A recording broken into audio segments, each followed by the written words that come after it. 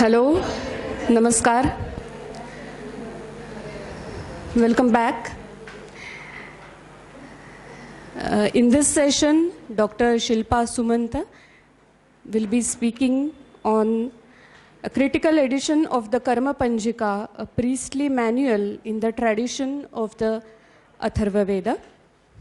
I request Srimati Pratima Vaman to introduce today's speaker.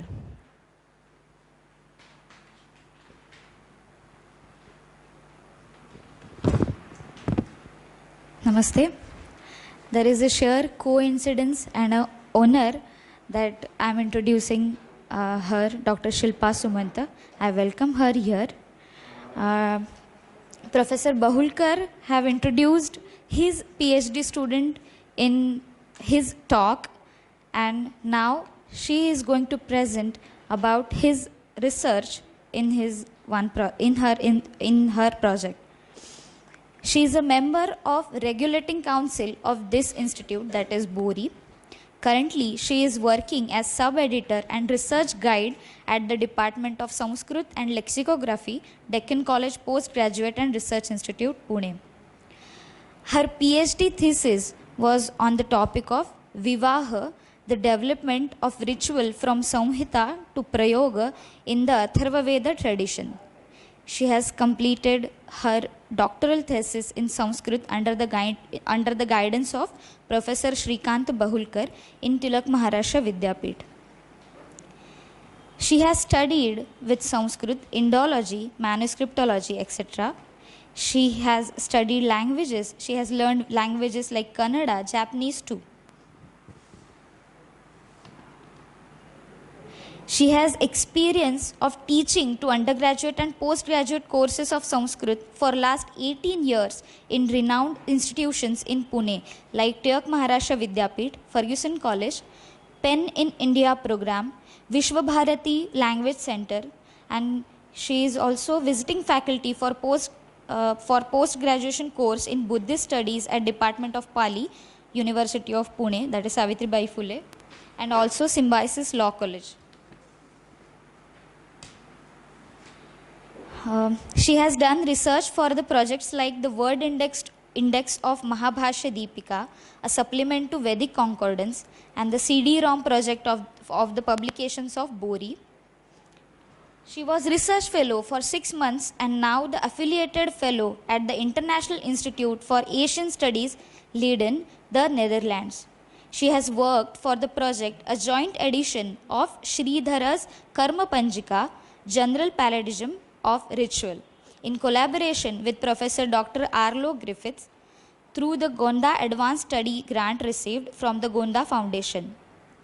She has 31 research articles in her credit, 3 reviews are published, various conferences attended, and such a multifaceted scholar writing and presenting for All India Radio and Akashvani also. She is member of various respected institutions in Pune and out of Pune too. So I welcome Dr. Shilpa Sumanta and I request her to take his lecture. Thank you. Before she begins, as a token of our gratitude, let me present her a book.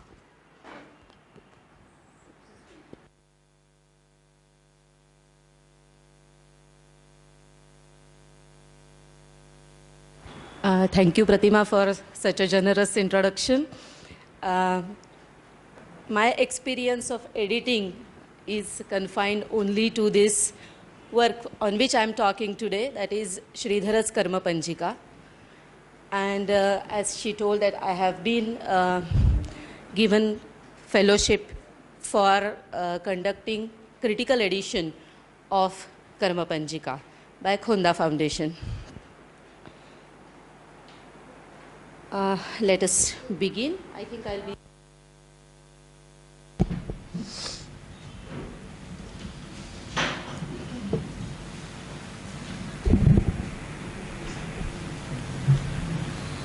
The text name is Vivahadi Karma Panjika, but the author himself uses a shorter title, Karma Panjika.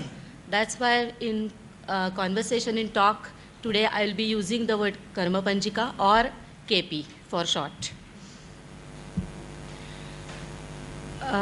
This Karma Panjika is a Paddhati type of ritual manual. You might be knowing, maybe you are experienced people here, so you might be knowing the genre of Paddhati type. Paddhati means Sutra Vivaranam. Sutra Vivaranam Paddhatihi. So this type of text, it explains the rituals explained or prescribed by the sutras in elaborate manner. So this Karma Panjika is a Paddhati type of text of the Paipalada school of Atharva Veda. Its date is relatively late. It is 16th century, and it is used by the Paipalada Atharva Vedins in Orissa and Jharkhand of India. The author of the text is Sridhara. He is not known for any other works. This is the only text he has written.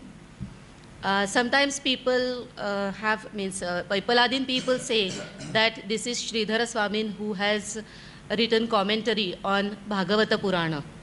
But we have shown that Sridhara Swamin is different, and this Sridhara is different. He calls himself as Mahopadhyaya. He himself is Paipalada Atharva Vedin.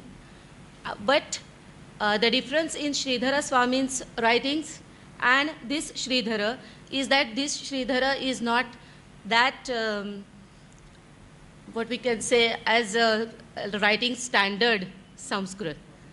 Yeah, he is a little bit conversant or comfortable with priestly Sanskrit. And this is the problematic area in editing the text, that this text is composed in priestly Sanskrit.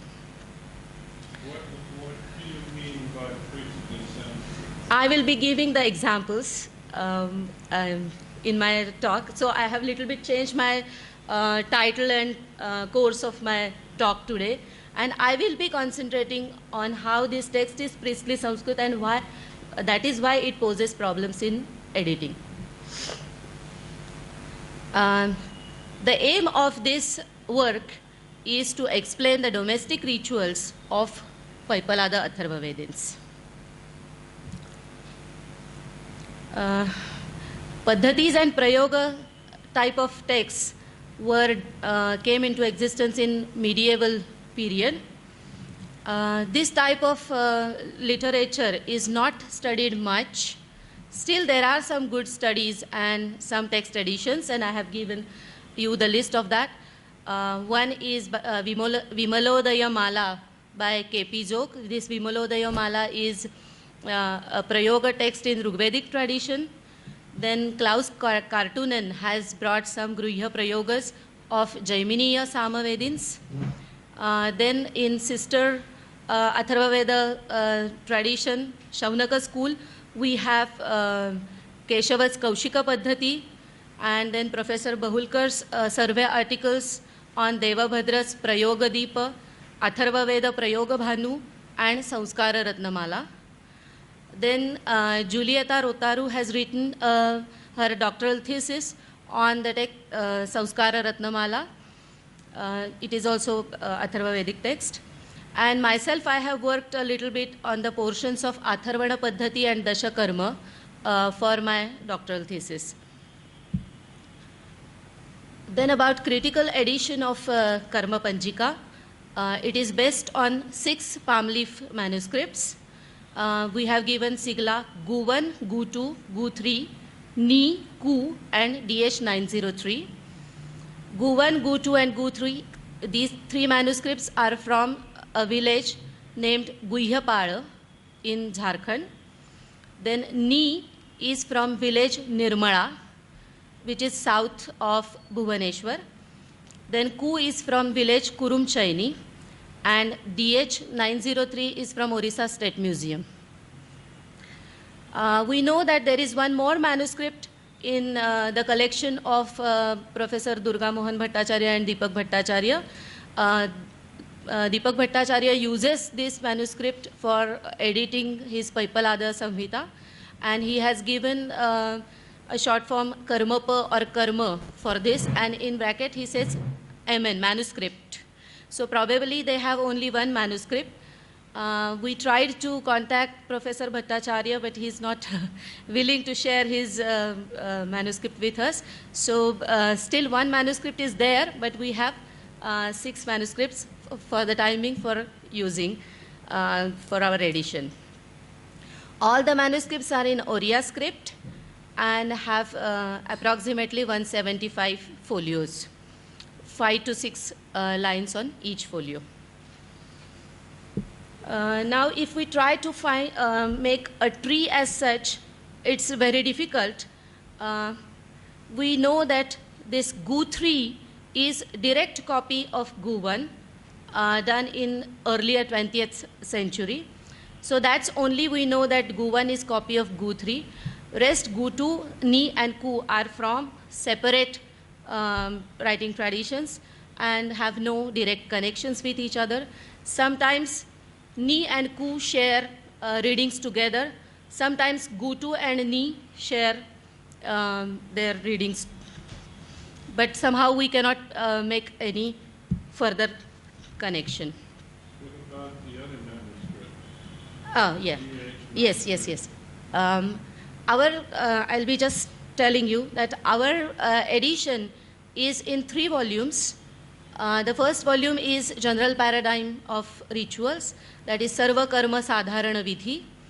Then second volume will consist of domestic rites. There are 7 in this Paipalada school, and they are called as Jata Samstha. And the third volume will consist of funeral rites, Antyeshti and Shraddha. So now going back again, Ni is incomplete. First few folios are missing and last folios are missing. GU2 is also incomplete. The last part is missing. GU1, GU3 and Ku are complete. And DH903 is only available for the third part, that is funeral rites.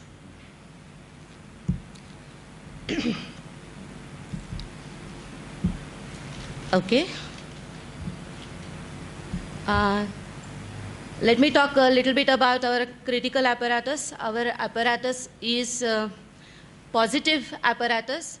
That means we give the reading of each and every manuscript. We make it explicit that which manuscript gives which reading. Then our page will be divided in 3 layers, means not page, critical apparatus is divided in 3 layers. Top layer is identification of mantras coming in Karma Panjika, and they are coming by Pratika.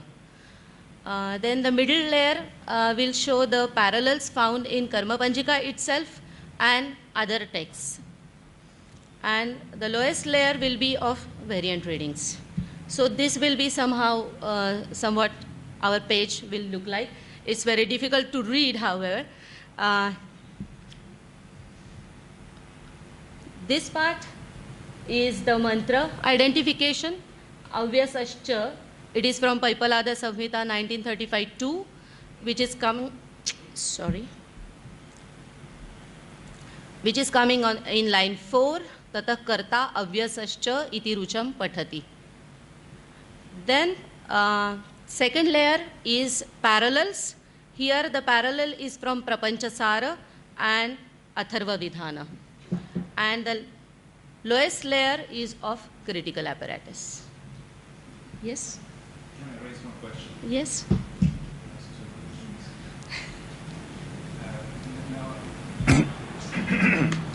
Hello? Okay.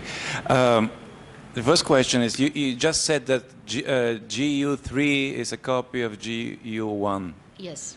Now, what's the point of communicating the readings of GU3 in your critical apparatus? Yes. In most cases, I would think this wouldn't be necessary. I would just forget about it in the critical apparatus. Exactly. So this page is just the fifth page of our edition. It is the first chapter, and we have given the readings of GU 3 to show that it is the copy of GU 1.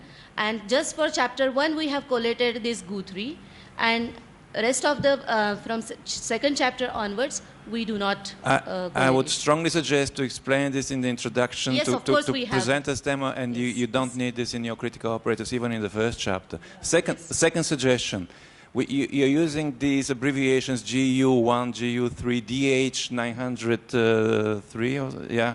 Yes. Instead of this, I would suggest just introduce G, D, K, and you're saving ink, you know. You don't need all these cumbersome abbreviations, especially DH903. When we will be dealing with that, then that time we will decide to. But you should do this straight away, because otherwise it takes time to type this. It's useless. No. DH903 is the number of Odisha State Museum manuscript. So I'm just telling it right now that this is the manuscript which we have. Okay. We have not used it. We have Okay. not collated it so far. Thanks goodness. Okay. Yeah. In footnote number 2, Yes. it looks as though you're citing almost the entire line as a variant. Why is it necessary to have all that text there? Where does the variant really lie? Is it in various parts? Why is it necessary to have the whole thing there? Actually, it is emendation for the whole portion. It's a little bit difficult. I will try to.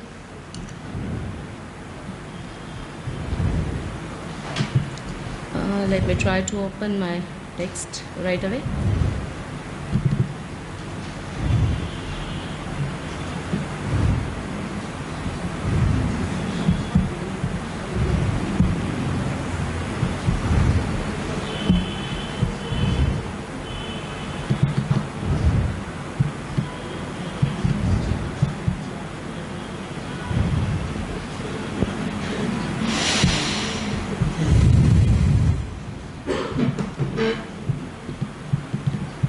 Yes.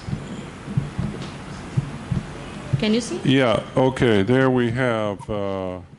So you're proposing an emendation for the whole line. Yes. But where it really does, where's the crux of the emendation? Because much of it is.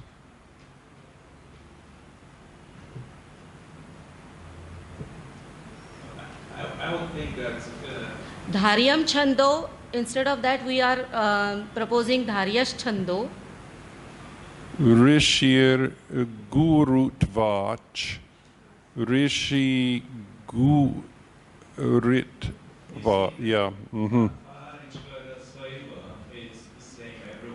No, Sauva. In Ku Yeah, it is that's the Sauva. point. In Ku it is Sauva. So Charyam everywhere we have versus some- Charyash. we're spending so much time now to see where the difference is. Yes. Read this. I would have one paragraph with Saiva Sauba. Yeah. Another one with Reish Chando, or actually only Reish. But then we are increasing lines in any case. If you type this properly, on one line, several readings, we want to increase the lines on the contrary. And you certainly don't need complete line with GU3, I repeat. You don't need this, not at all. It's useless. It's confusing No, to no, see that's to right. see exactly where you're dealing with the variant in that particular group. I like Dragomir says, break it up so that we can see exactly where your emendation and what it applies to. Yeah. It's easier. These editions, this critical apprentices for the readership, Yes. should be easy to use. Yeah. So you have always to take good care about this. And if you have such a long passage, and we see that some of the things are certainly not necessary, we spend too much time to locate the problem, the real problem. That's why I think this means you can communicate as tools. Another thing is here that raises some questions. In number 3, you have Diantam 2 with Anasvara. This reading here has the class nasal there. Yes. Is that necessary? Okay, I'll just explain why it is necessary. That's what I'm telling, that this is the first chapter, and in the first chapter of our text, we have shown the orthographical varieties which our manuscripts have. So in normal cases where you are dealing with editions, we do not give such variants. I'm sure, I know that we don't use. But here we have done this deliberately to show how orthographical varieties are there. My humble suggestion would be to describe all this in the introduction. You don't need to present this in my view in this way in the third chapter. It shouldn't be, there's no point of it, in my view. If you describe all these orthographical features, then Dianam 2 would not have anything to do here in the critical alphabets. It would be described in the introduction that we have such use of neighbors, and that's all. And then it will be much easier to use also the edition of the first chapter. It will be much more efficient. It's very much like looking at a correlated text. This is more or less a correlation rather than an addition. Okay. So the correlation is the first step. And then from there, you look at where things are repetitive, relegate that to an introductory comment, and eliminate it from the apparatus. Yes. Thank you.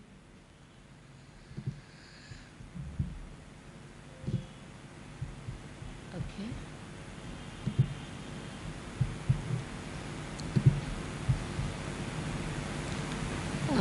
So these are our editorial indications, the signs which we have used in critical apparatus.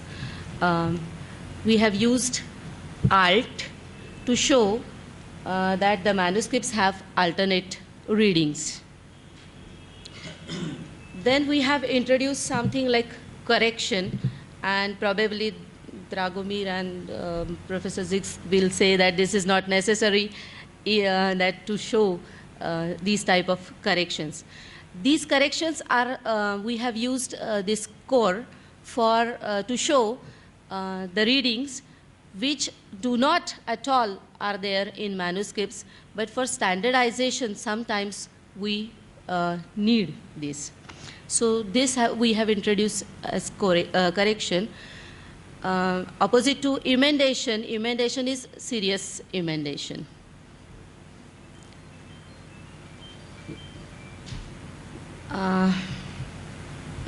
Then lack is lacuna. The text is has a lacuna for a lot of for more than word, let's say. And omission is the word is omitted in the manuscript, just a word or two. That's it. That's somewhat confusing to me. A lacuna and an omission. Are you talking about an indicated lacuna, dots in the manuscript, whereas an omission does not have the indication? Is that how? Because they're basically the same thing in my mind. I don't understand the difference.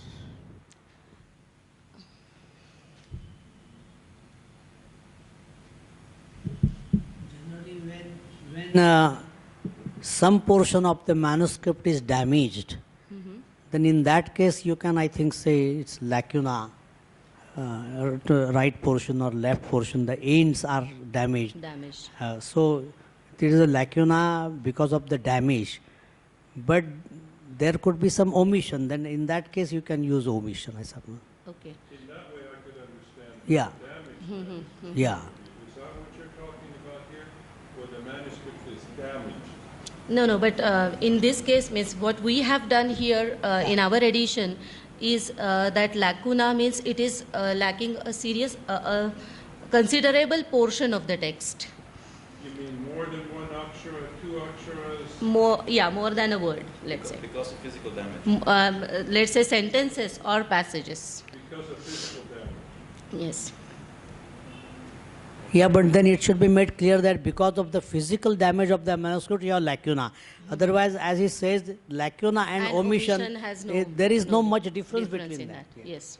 And lacuna could also be misunderstood as, you know, in some manuscripts, the scribes themselves mark a lacuna in their own copy. Yeah. So, I mean, this is a bit misleading. Potentially, it's very misleading. So it should Okay. be Okay, we will clear it.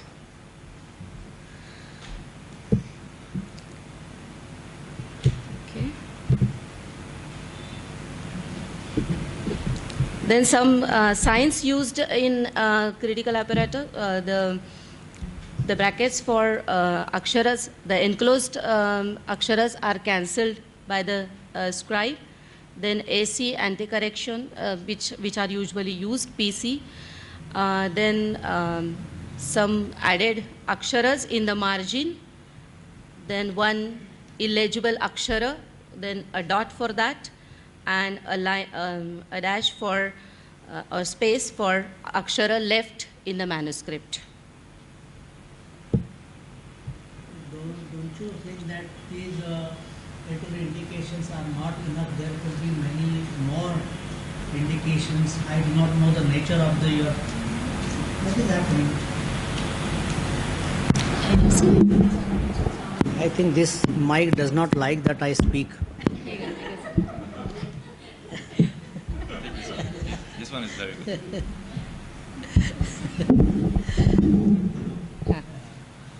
So I do not know the nature of the manuscript, but do you find that some of the readings they are more sensible or grammatically correct, or maybe maybe some afterthought or something like that, and there will be cases of what to say lectio deficitio. Then like that you if you find these examples, then you have to add these. Yes, but for the time being, these are there. We may, if some cases like this appear, then we can. Just one more brief note. Whenever you know one illegible akshara, it's an old convention in such cases to use 2 dots for one illegible akshara and 1 dot for one part of the akshara not legible. Imagine if you have more and you don't see the all, then this will be 1 dot. If you don't see the entire more, then it will be 2 dots. I mean, sometimes you see one part of the akshara. In these cases, we will use 1 dot in a diplomatic transcript. So I think 1 dot wouldn't be enough in many cases.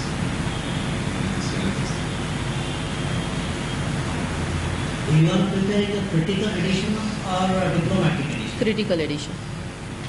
But then is it necessary to use all these indications which you use in the case of diplomatic edition? Sorry, I did not. Huh? I did not get your point. Sorry. Like all these aksharas are added in the margin or so, or all these indications are made in the critical edition or diplomatic edition, on the basis of which you can have a critical edition. So, if you prepare that edition first and then the critical edition, then you don't have to use that. But I think you are straight away using. Yes.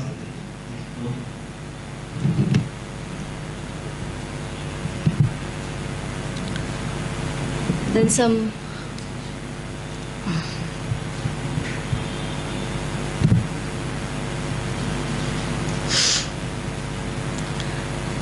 Then some orthographical peculiarities that I have noted here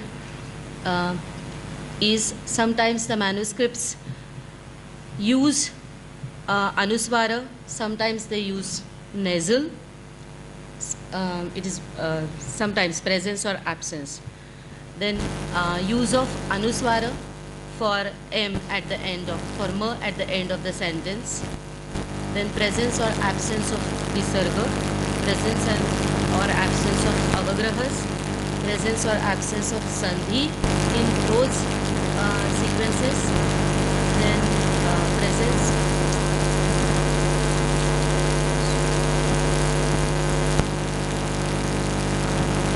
presence or absence of consonants doubling after r, like ardha. Presence or absence of punctuation marks. Most of the times the manuscripts are over punctuating. They are using dandas even at the place where there should be, in English, what we say, comma. So it is like that. Then short and long vowel signs for the reverse. This is very much seen in our manuscripts. Then variation E, A for A and Ye are used, I and Yai. Then O, Au, they are interchanged. Then spelling of Ru by vocalic, Ru or Ru, and the reverse. For example, Varuna is invariably written with Ru. Then omission of final R before vowel Ru.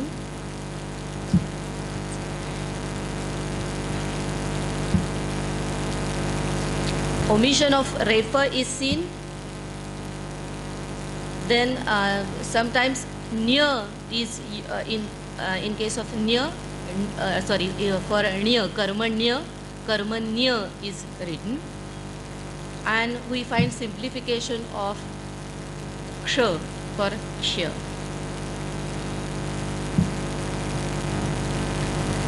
And most of the times, almost everywhere after a second chapter, we do not report all these things. Then there are confusions of the aksharas ga and sh, ma and sa, da and ha. Then combinations like gda, vya, da, dva, dia, and combinations like chva and chya. Then in Orissa, the pronunciation of sibilants is confusing, so many a times manuscripts also write sa for sh or sh for sa. Invariably, we find shuruva instead of suruva. Do you find these peculiarities in all the manuscripts? Yes. Or are there some that have No, those? all our manuscripts have these peculiarities. Mhm. And I think they are region-based, basically. Then again, pronunciation-based confusion, ja and ya is also there in Orissa. Now let me come to your question this about priestly Sanskrit. It is low register Sanskrit. Professor Madhav Deshpande has written an article on contextualizing the eternal language features of priestly Sanskrit. And he has shown the use of priestly Sanskrit in actual performances of the ritual. And probably our text is the example of written priestly Sanskrit. While editing this type of text, there are two options, that you just reproduce the manuscript in printed form or correct the author's writing as per the norms of standard Sanskrit. And then we will reach grammatically flawless edition, but probably not something which the author has written. So it is a kind of balancing and a judgment of an editor to make the choices of the readings. So here, the editorial methodology that we have used is that distinction between the irregularities in author's composition and errors occurring in transmission.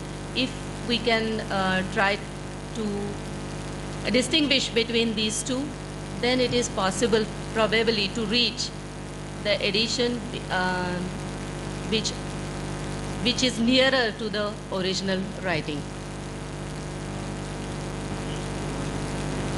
Here. As I understand it now, priestly Sanskrit is not Paka Sanskrit. Is that basically what we understand? Yes. In that regard, in terms of your orthographic mistakes, as you see, or peculiarities, how do you know they're not examples of priestly Sanskrit? Well, I mean, what are the parameters in your text for priestly Sanskrit? What does that make up? I mean, your particular text may have a version of priestly Sanskrit that includes these orthographic peculiarities in terms of the transmission of the text. okay, one simple thing is that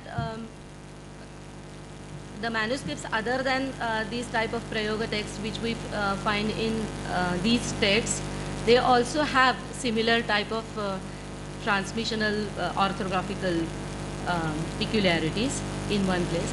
And secondly, this priestly Sanskrit, what I am talking about as means probably the language that or the variety that this Sridhara used is in grammatical sense.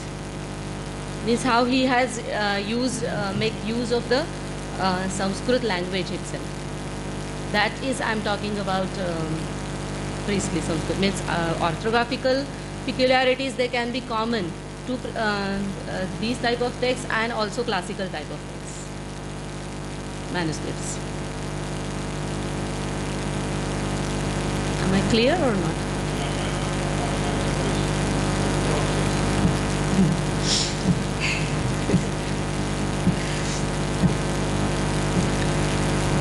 So the elements of non-standard usage in author's writing, we have preserved them as far as possible, and the transmissional errors, we have treated them with emendations.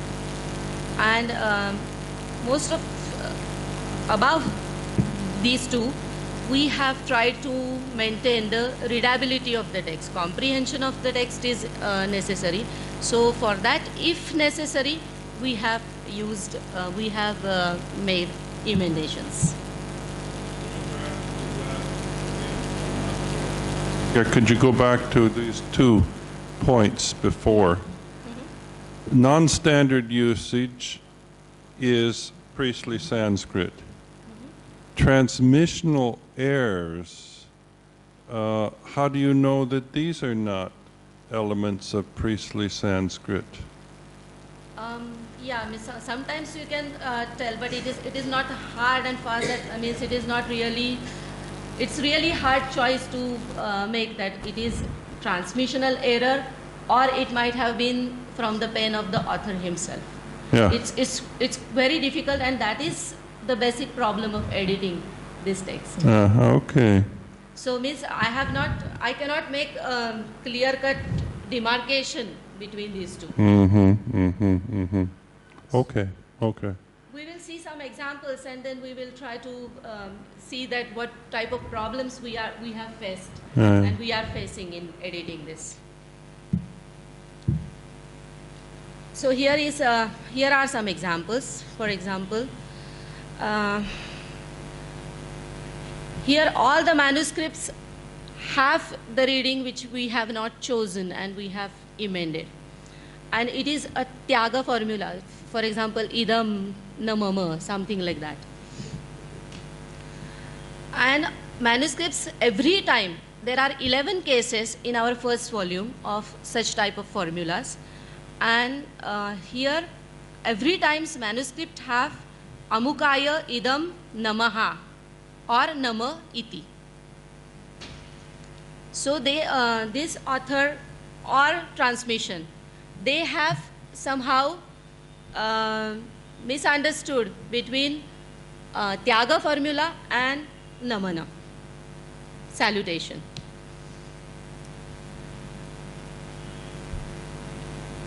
Only in one place, two manuscripts correctly give Na Mama.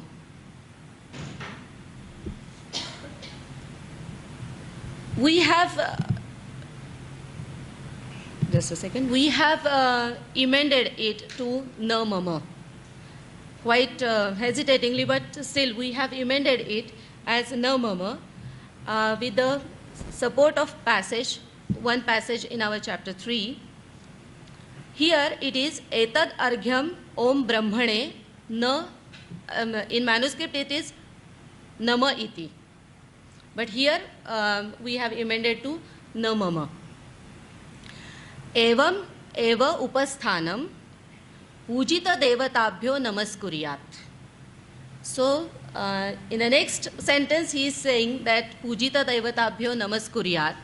Then, certainly, here, in case of Nama, it should not be Namaha.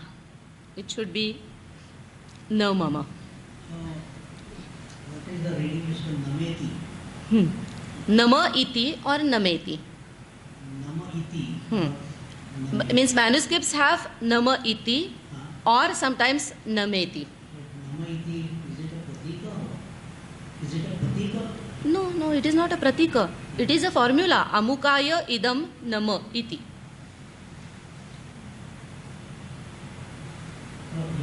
Etad argyam om brahmane na mama. Evam eva upasthanam. Okay. Yes. So, where is the formula om brahmane na mama? This is the formula. Etad argyam om brahmane nama. Nama. What So- are you amending there? Not mamaha. Nama. Instead of nama, we are amending na mama. Instead of what now?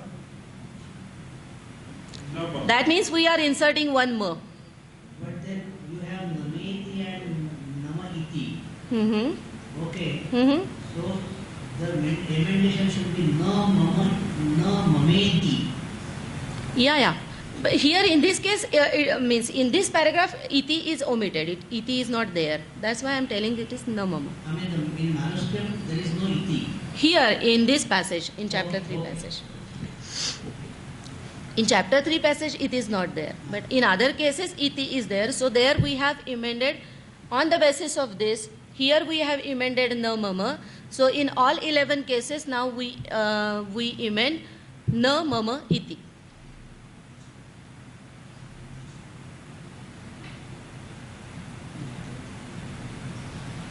Okay?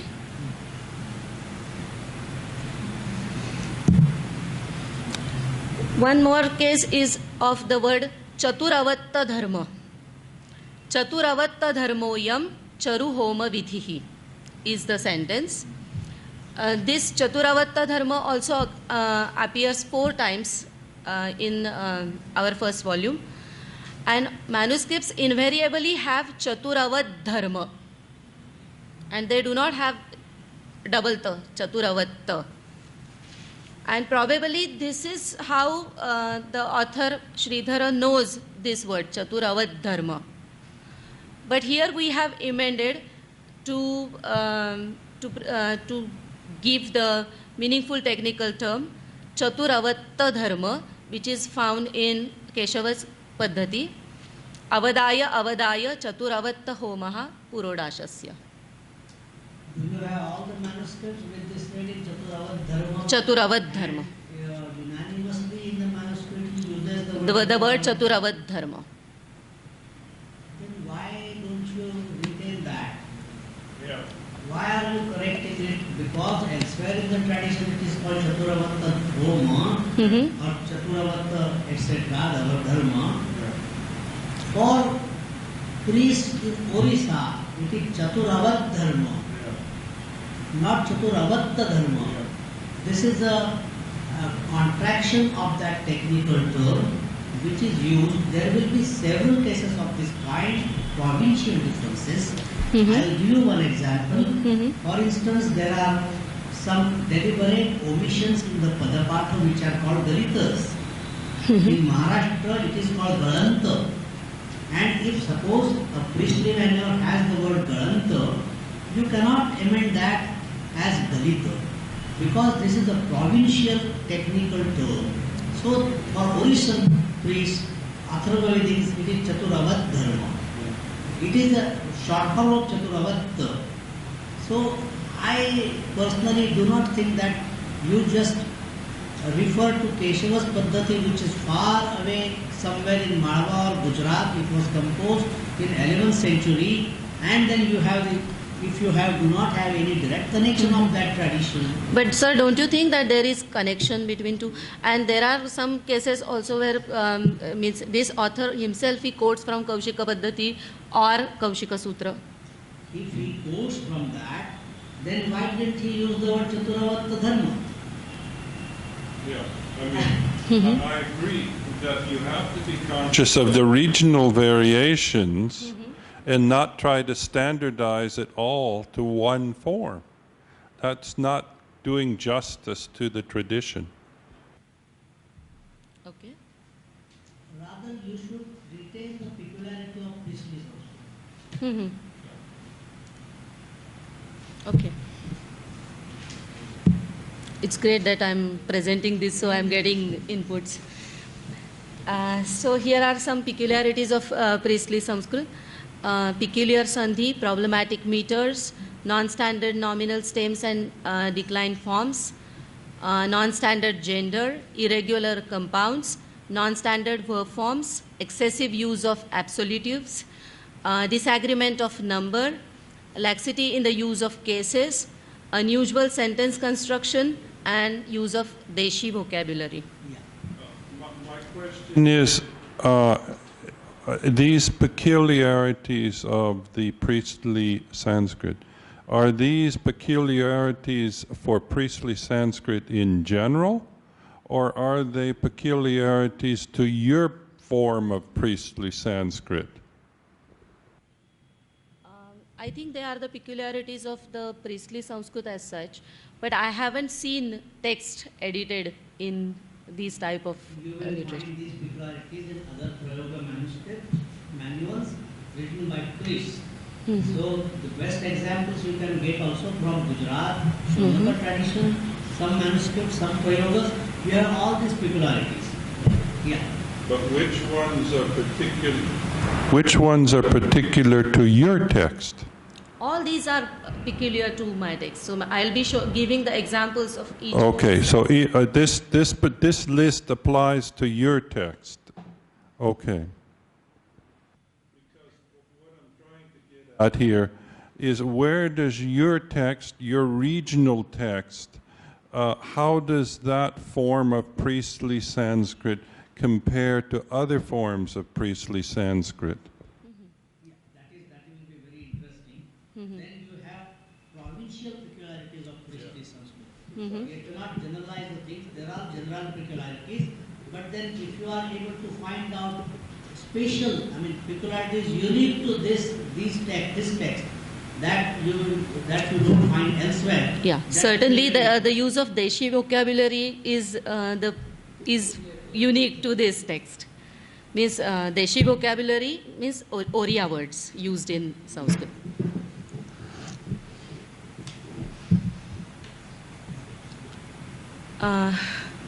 So there is double application of sandhi. In prose we have emended it, but in meters we have retained these double sandhis.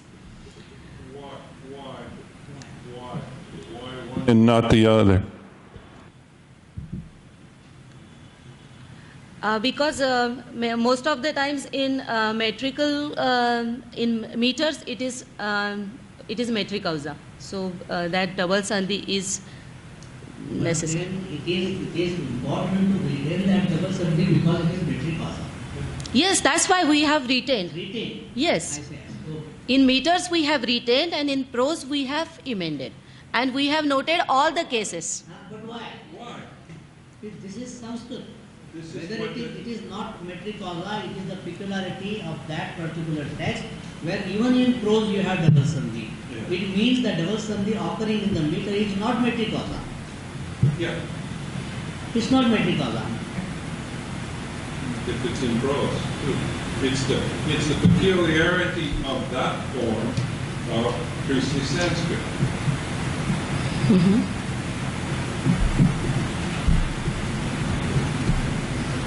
Yeah, of course it is your choice, but I mean, this generally this is like that. Even if you have that peculiarity also in prose, then this is not metric causa.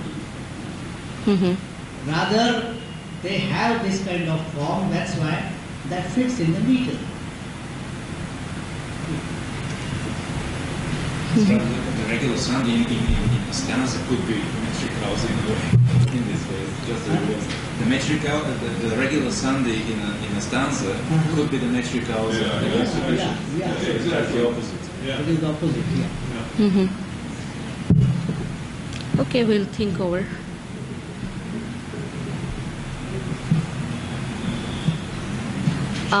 Then in Prashlishta Sandhis, there are sometimes avagrahas, there are sometimes the avagrahas are omitted. We have, everywhere we have removed the avagrahas, and we have applied sandhi, or we have separate words as per the manuscript evidence. So if the manuscripts have sandhi there, then we have kept the sandhi. If manuscripts do not have sandhi there and they have separate words, then we have kept the separate words. Yeah, that's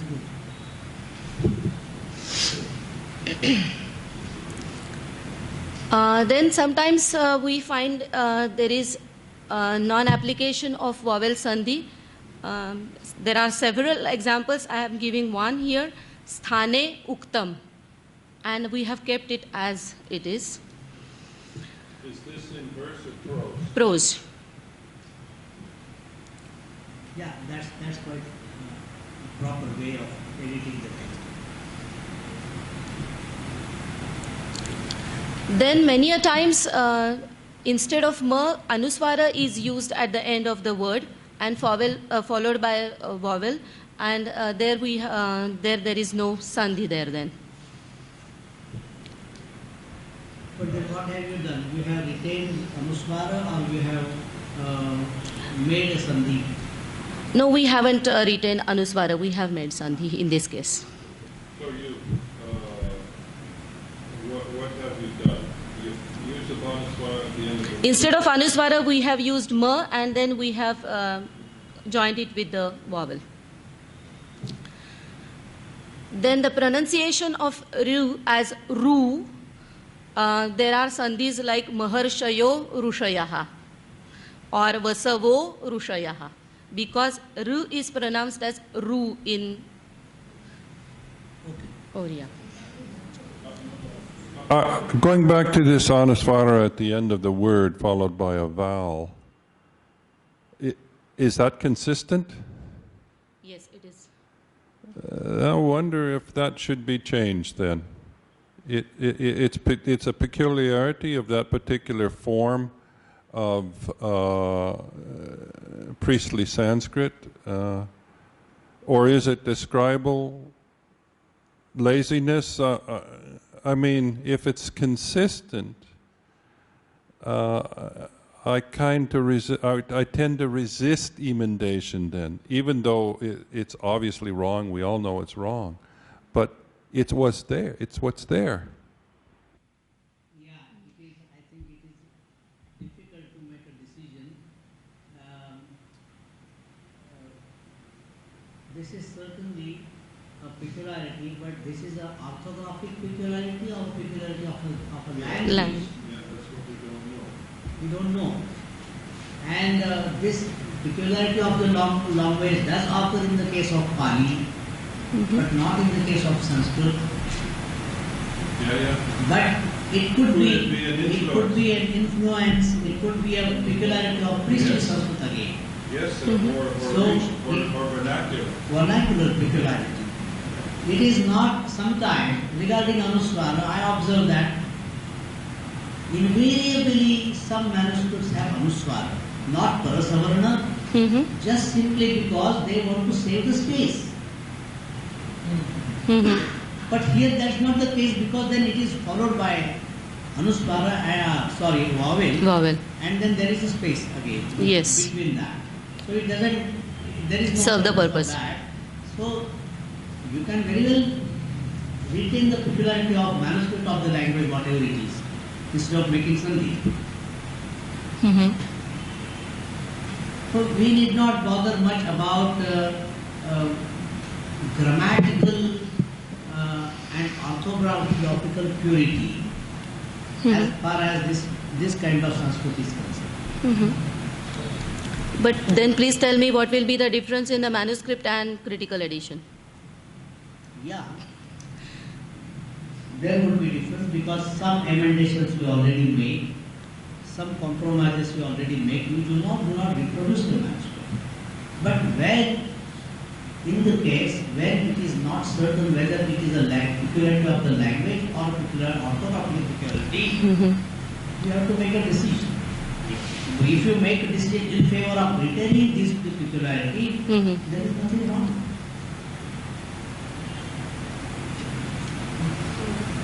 Is there any way to trace the living tradition, means how they pronounce? Yes, sometimes yes. There is a way to. So, in this case, if we trace the living tradition and how they pronounce it, Well, this is again in the case of Paipalada tradition, it is an extremely difficult decision to make because they write something and they pronounce something else. What will you do? And it is getting mixed up in the case of Paipalada or even Saunaka. It's unfortunate in a way because we are not able to retain the peculiarity of the tradition, whether wrong or right. We are not able because it is improvised. It is getting improvised day by day. What is happening now? In the case of Saunaka, all the priests they are reciting the Samhita on the basis of a printed text, which is an edited, critically edited text.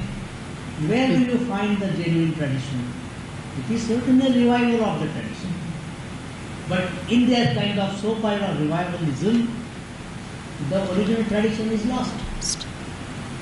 But this may be an example of such an original tradition. Yeah. So then maybe you want to hold back Yes. Hold back. on standardizing the good Sanskrit, especially if it is the so-called priestly Sanskrit. Yeah.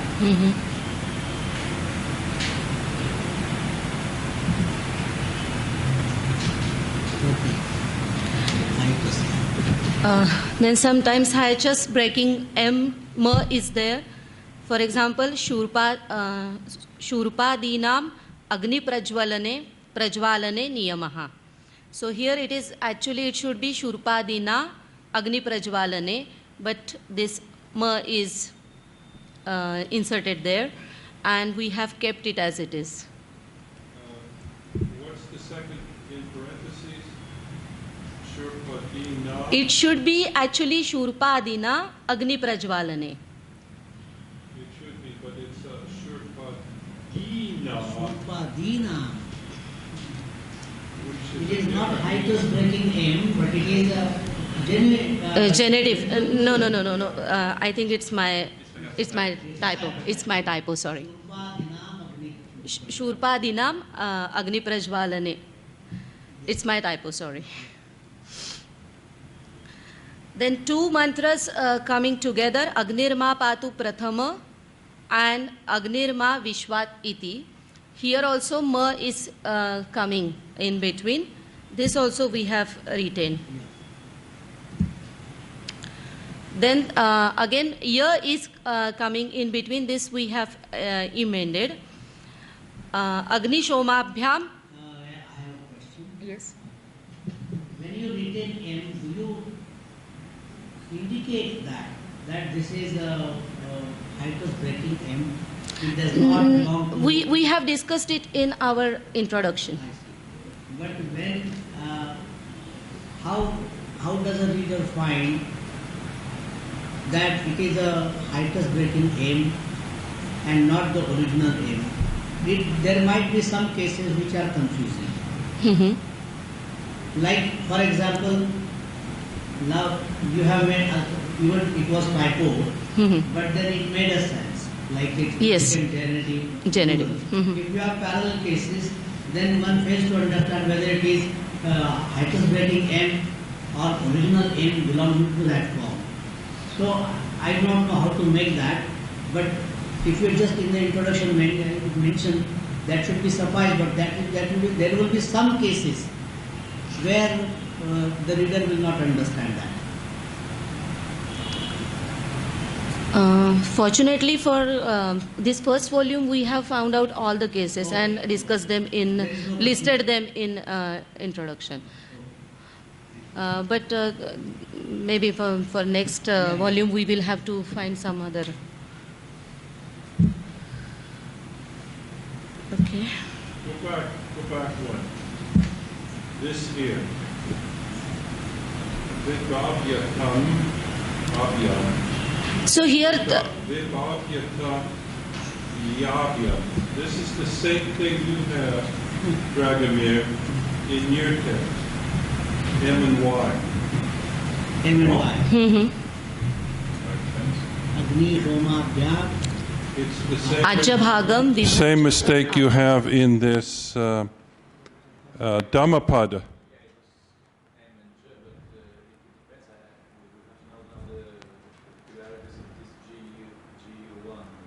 Yeah, I mean, is this orthographic? For yours, it's orthographic. Yes, but the question here would be, is it a common feature, GU1? No. Actually, we have found this only case here, Only once. only once. Well, then I would rather think it's perhaps just a scribble. Yeah. That won't be a peculiarity. That won't be a peculiarity of GU1. Mhm. If you don't find any other case, if it happens, then only you have to have that. I mean, it's a scribal error. Mhm.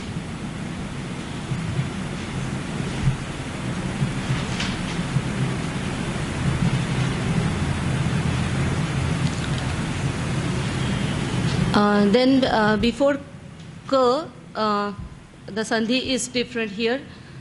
Sarva yaksha bhayadhyaksho kubero. Instead of visarga or jibha mulya, here we have yaksho kubero. And same like in the next case also, abhimukho kushan. One is metrical and anyway, it doesn't make a difference, but this is retained in our edition. We have kept it as it is, unexpected sandhi. Yeah, but what is the reason of not retaining the anuswara and making it O? The reason likely to be is, Mhm. it is the analogy, because the O following. Kubero. Kubero, you have O.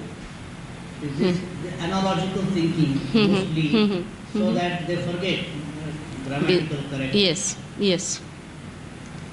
So what do you suggest? We have to No, you have to retain that. retain, yes.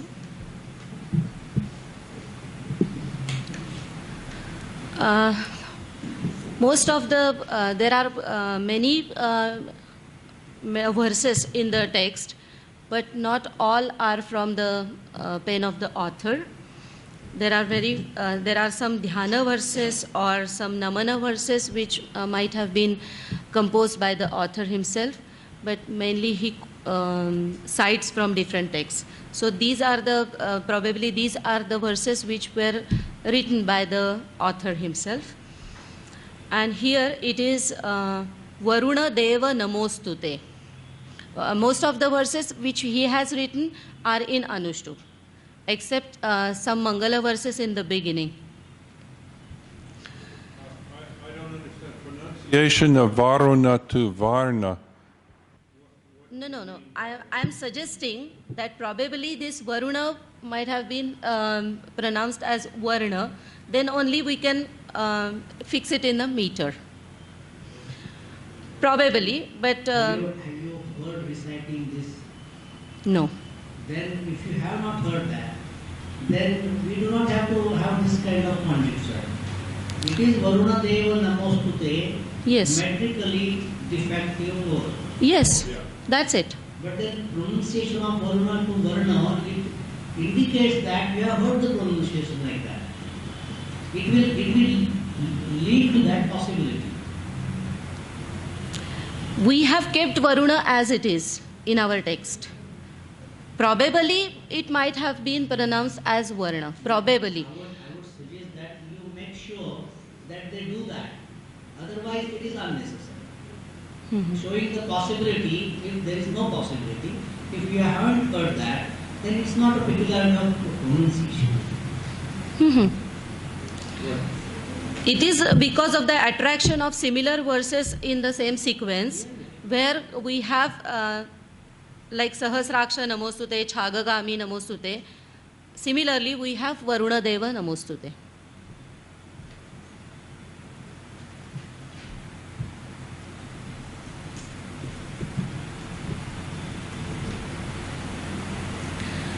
Then in the second verse, should I drop this?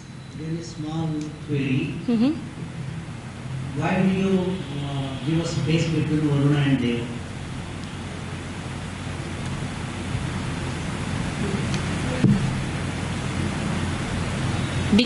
Because there are two different words, Varuna and Deva. How? Why can't be there only one word Varuna Deva and vocative? It's possible. It's possible. In the vocative. Vocative. Otherwise, we have two vocatives. Yeah, but you have to decide what you Yeah. You have to decide. We have kept it like this, Varuna Deva. This will mean O Varuna, O Deva. Yes. If this is your interpretation of your In manuscript, that is- Manuscript, it is continuous. I would suggest that Varuna Deva should be one word. Mm-hmm. It is peculiar. If you may give a space, you try to impose grammatical peculiarity on that. Varuna Deva is not ungrammatical, No. but this is a typical compound, Mm-hmm. which is not so frequently used in good Sanskrit. Mm-hmm. So this is your choice. Speaking about spaces, then in the Roman script we also write the space after Namo, space script. Right, I mean, in this Roman script. Mm-hmm. Roman script, yes.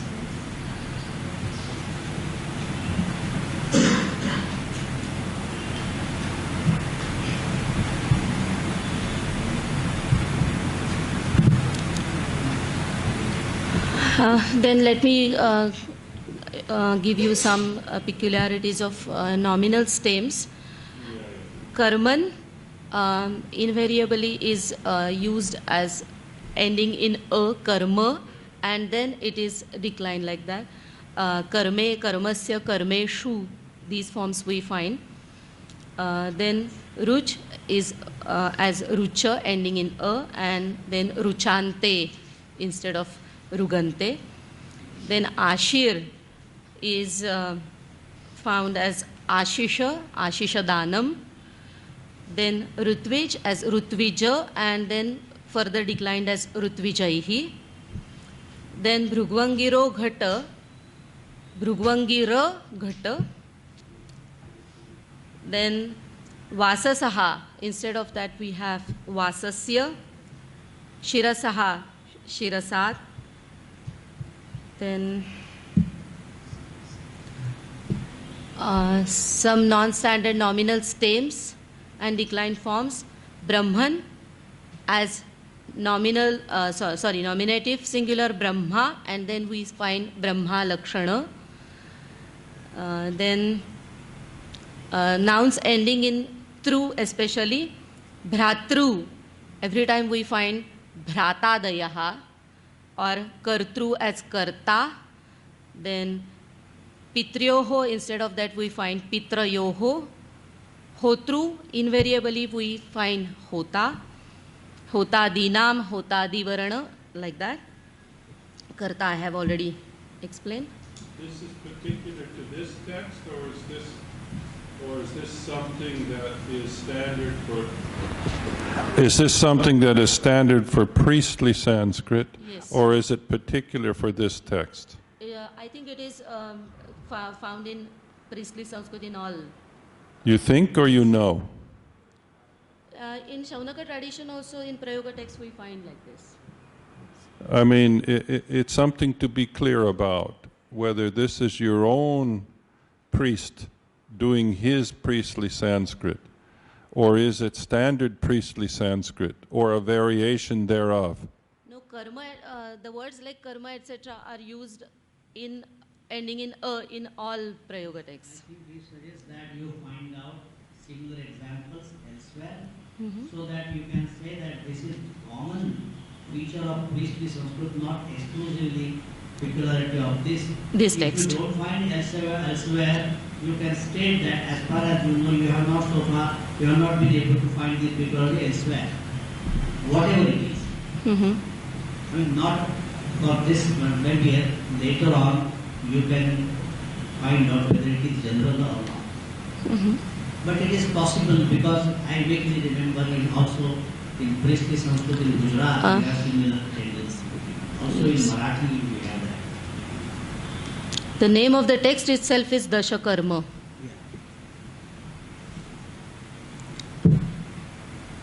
Then some non-standard genders used by the author. Shubharambham instead of Shubharambhaha. Then Tam Dhiram Shubhakashtham instead of Tad Dhiram. Then Gorochanam for Gorochanam. Granthim Tam for Tam. Kushani for Kushan. Then Tandulani for Tandulaha. There are many examples like this. What it looks like to me is a kind of standardization to masculine A stems. To you know your deva, devam, and you want to do nothing more than that. And also you can mention that some of these peculiarities, they are the influence of regional languages.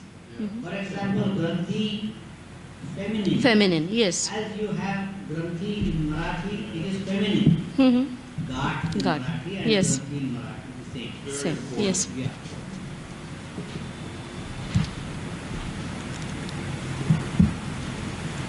Then some non-standard verb forms. We find the form huned for juhuyat. This huned we find also in tantric texts, and same is found here also, juhuyat. What is low register Sanskrit? That is priestly Sanskrit. I mean, a lot of these things that you mention here, I find in this text of the Gargiya too.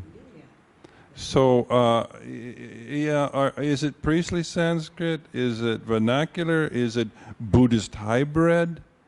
I'm not sure whether we want to give it a name.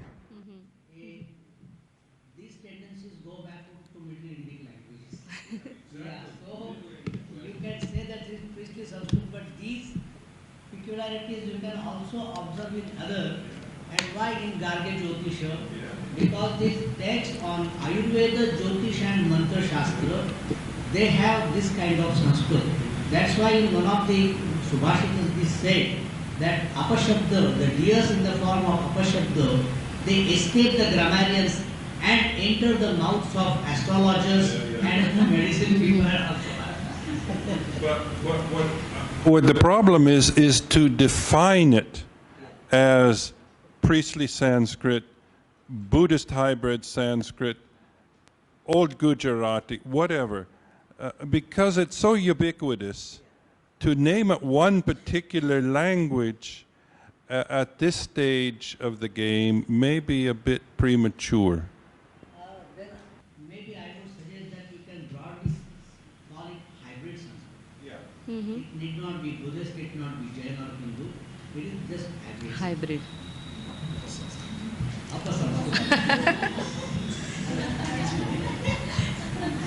Okay, I have to run a little faster. कमी वेळ.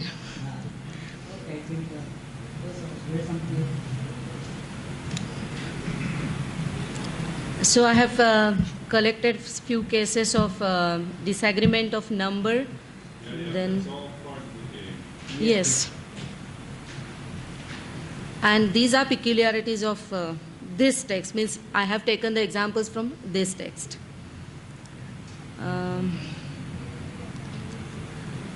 Anyhow, I think I'll stop for today, and thank you for your inputs. Thank you very much for your presentation. It is very useful to have this kind of text edited. It's a challenge. At the same time, it will give ample information about the priestly tradition as well as the Sanskrit they use. Thank you. Thank you, Dr. Shilpa Suman. Actually, we are running out of time. We will discuss later, maybe. Yeah, I would request you to. Yeah, let him ask. It's not a question of curiosity. Okay. We don't dominate it here at this end. No, this is my curiosity only. Regarding nameti, nama iti. So I think nama iti is correct. Maybe grammatically, na me iti, and this grammatically process, nama iti is correct. So there's, I don't think so. There is put another ma, na ma iti. Me mama is. Usually in Tyaga formulas in other traditions, what we say is Just for unification, Yes, we may put ma. Otherwise, grammatically it is na ma iti is correct. it's correct. Yes. Yeah. The correctness of the formula. In every formula you have no mama, it is not no. Yeah, this is why I said it is my curiosity. Grammatically it is correct, but for unification, for the formula, we can put ma. Otherwise, grammatically it is correct, I think. Yes. And second one is tandulaha, tandulani. Tandulaha instead of tandulani. So I think tandula is both. I mean, masculine and neuter both. Neuter. So, okay, thank you.